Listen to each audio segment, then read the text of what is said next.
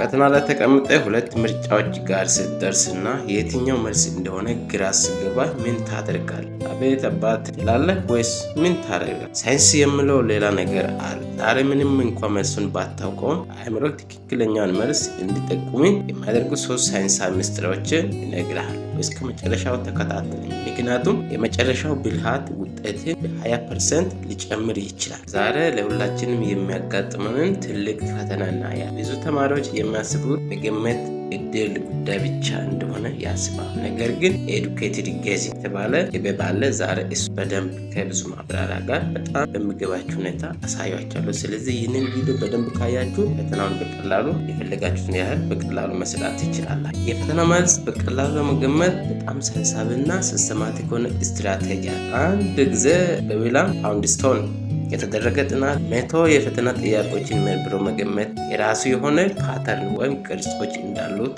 አረጋግጧል። በጥናቱ ማለት እነዚህ ስትራቴጂዎች ፓተርኖች ምን አይነት እንደሆነ በዝርዝር እናያቸው። አንድ በጣም የሚገርም ታሪክ ልንገራችሁ። ሪቻርድ ፌማን ታሪክ ልንገራችሁ።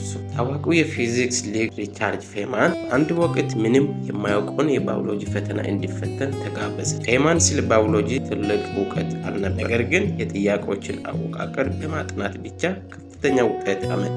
እንዴት? ምክንያቱም ጥያቄ አውጪዎች ሳያውቁ የምስራቸውን ስህተቶች አውቆ ነበር። ዛሬ እኛም ያንን ብልሃት እንጠቀማለን። እንግዲህ ፈተና ላይ ተቀምጠ የማታውቀው ጥያቄ ከመጣልህ ምን ታደርጋለህ? ይህን ደግሞ ስታደርግ እውነቱን ልንገርህ፣ መጀመሪያ ላይ በደንብ ካነበብክ በኋላ ካላነበብክ አይሰራም። ስለዚህ በደንብ ያላነበበ ተማሪ ምናልባት የሚያስቸግር ጥያቄዎች ከመጣ ብቻ ለመጠቀም የሚረዱ እና የፈተና ውጤታችሁን በደንብ ከፍ የሚያደርጉ በሳይንስ የተረጋገጠ ብልሃቶችን ነው የሚያሳያችሁ። የመጀመሪያው ብልሃት ደግሞ ምንድነው ከተባለ ረጅሙን ምርጫ መምረጥ። ዘ ሌንግዝ ኦፍ ሩል የተባለ ዘዴ አለ። ጥያቄ አውጪዎች ትክክለኛውን መልስ ሲጽፉ መልሱ ስህተት እንዳይሆንባቸው በጣም ጥንቃቄ ያደርጋሉ። ስለዚህ ብዙ ማብራሪያ ቃላትን ይጠቀማሉ።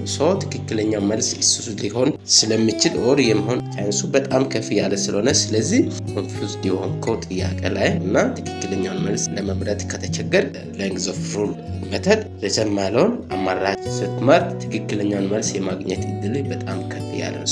ስለዚህ ካነበባችሁ በኋላ ኮንፊውዝድ ከሆናችሁ ማንኛውም ኤግዛም ላይ ይህንን ዘዴ ካሉት አማራጮች ረዘም ያለውን መውሰዳችሁን እንዳትረሱ። እንዲሁ ትክክለኛው መልስ አሻሚ መሆን የለበትም የሚለው ህግ መልሱ ከሌሎች ረዘም እንድር ያደርገዋል ማለት ነው። ይህንን ዘዴ በደንብ በሳይንሳዊ በሆነ መንገድ በአእምራችሁ ኮንሰርን ብታደርጉ ጥሩ ነው። ሁለተኛው ብልሃት ከመጀመራችን በፊት ይህንን ቪዲዮ አብዛኛው ሰው ያያል፣ ግን ሳብስክራይብ ሳያደርግ ያያል። እዚህ ለቻናል አዲስ ከሆናችሁ እና ሁሌ ጠቃሚ መረጃችሁን ለማግኘት ሳብስክራይብ የሚል ጽሑፍ እሱን አንድ ጊዜ ብቻ በመጫን ቤተሰቡን ሁሌ ጠቃሚ መረጃውን ታገኛላችሁ። እና ሁለተኛው ብልሃት ምንድነው ካላችሁ ኦል ኦፍ አባውት እና ኔን ኦፍ አባውት የሚባሉ ሲስተሞች አሉ።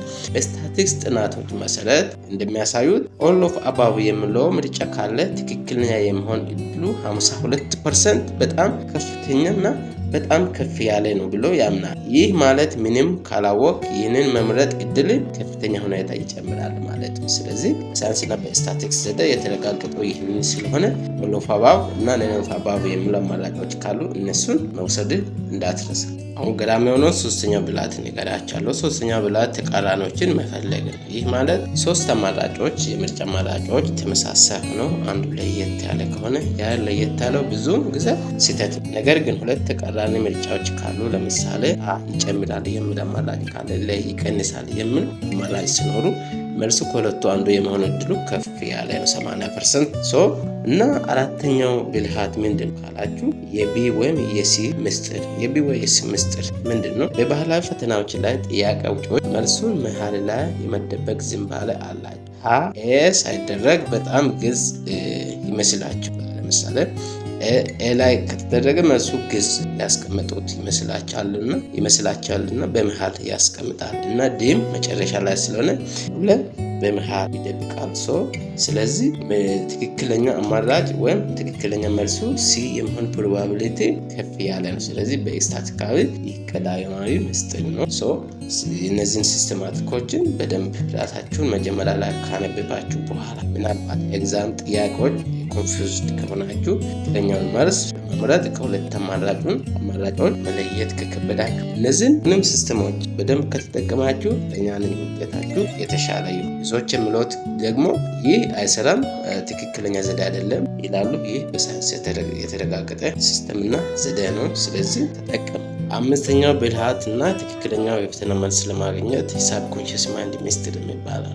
አንዳንድ ጊዜ ጥያቄውን ስታነበው መጀመሪያ ውስጥ የምነግርህ መልስ አለ። ይህ የእድል ጉዳይ አይደለም።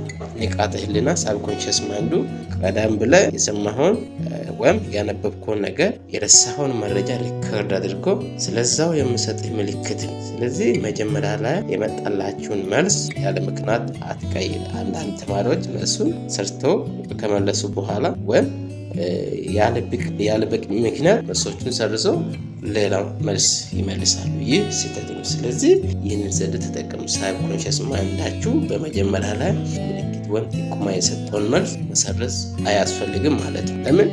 መረጃውን በትክክል በውስጣችሁ ያስቀመጠውን እሱን ኮንሰርን አድርጎ መረጃ ስለሚሰጣችሁ ያ ትክክል መልስ የመሆን እድሉ ከፍ ያለ ስለሆነ ይህን ስህተት ያሰፉ። እነዚህ ብልሃቶች የሚሰሩት አጥንታችሁ መልሱ ሲጠፋባችሁ ብቻ ነው። ዋናው ቁልፍ ግን ማጥናት ነው። ስለዚህ ይህ መረጃ ጠቃሚ ሆኖ ካገኛችሁ ሳብስክራይብ አድርጉ፣ ለጓደኞቻችሁም ሼር አድርጉላችሁ እንዲደርሳችሁ ማለት ነው። በሚቀጥለው ቪዲዮ አእምሮ የማስታወስ ብቃት እንዴት መጨመር እንደሚቻል እና ያለን የሚለውን ቪዲዮ ስላላችኋለሁ። እስከዛ በድል ቆዩ። ስለተከታተላችሁኝ ከልብ አመሰግናለሁ።